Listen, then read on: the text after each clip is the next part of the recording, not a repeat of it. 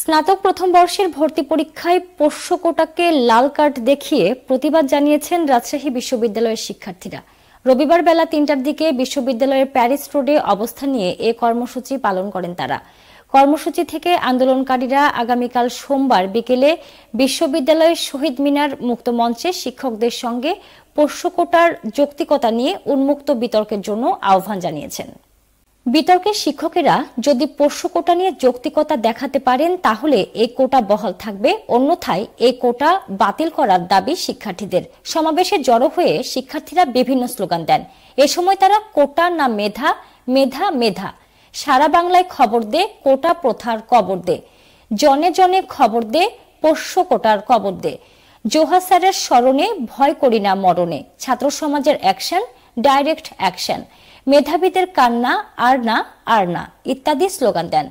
বিশ্ববিদ্যালয় প্রশাসনকে হুঁশিয়ারি দিয়ে বৈষম্য বিরোধী ছাত্র আন্দোলন বিশ্ববিদ্যালয়ের সমন্বয়ক সালাউদ্দিন আমার বলেন, বৈষম্যমূলক কোটা বাতিল করতে জুলাই আগস্ট গণ অভ্যুত্থানের মাধ্যমে আমরা ফ্যাসিস্ট আওয়ামী লীগ সরকারের পতন ঘটিয়েছি।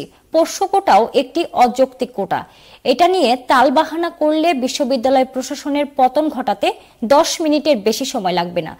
বৈষম্য বিরোধী ছাত্র আন্দোলনের কেন্দ্রীয় সমন্বয়ক গোলাম কিবরিয়া মোহাম্মদ মেশকাত চৌধুরী বলেন, বিভিন্ন প্রতিষ্ঠানে এবং চাকরির বাজারে বৈষম্যমূলক যে পোষ্য কোটা রয়েছে সেটিকে লাল কার্ড দেখাতে আমাদের আজকের এই কর্মসূচি। পোষ্য কোটা হচ্ছে কিছু অযোগ্য মানুষদের বিশ্ববিদ্যালয়ের শিক্ষক বানানোর মেশিন। সেই মেশিনটাকে আমরা বিলুপ্ত করতে চাই। পোষ্য কোটার ব্যাপারে কোনো আলোচনায় যেতে আমরা রাজি নই। বিশ্ববিদ্যালয় প্রশাসনের কাছে আমাদের দাবি একটাই, পোষ্য কোটা পুরোপুরি বাতিল করতে হবে।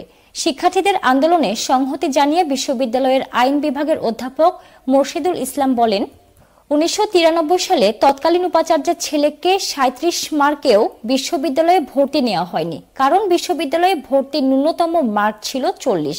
কিন্তু পরবর্তী সময়ে দেখা গেছে 22, 25, 28, 32 এবং 40 মার্ক পায়নি এমন শিক্ষার্থীদের কোটায় ভর্তি করা হয়েছে। পরে এই শিক্ষার্থীরা সংশ্লিষ্ট বিভাগে গিয়ে প্রথম শ্রেণীতে প্রথম হয়ে উত্তীর্ণ হয়। এটি সম্ভব হয়েছে তেল দিয়ে। যারা পরীক্ষায় চান্স পায় না, পরে এদেরকেই শিক্ষক হিসেবে নিয়োগ দেওয়া হয়েছে।